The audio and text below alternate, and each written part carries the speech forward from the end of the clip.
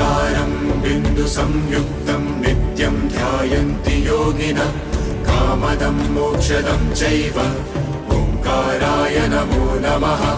नमन्ति ऋषयो देव नमन्त्यप्सरसाङ्गनः नरा नमन्ति देवेशं नकाराय नमो नमः महादेवं महात्मानं महाध्यानं परायणं महापापहरं देवं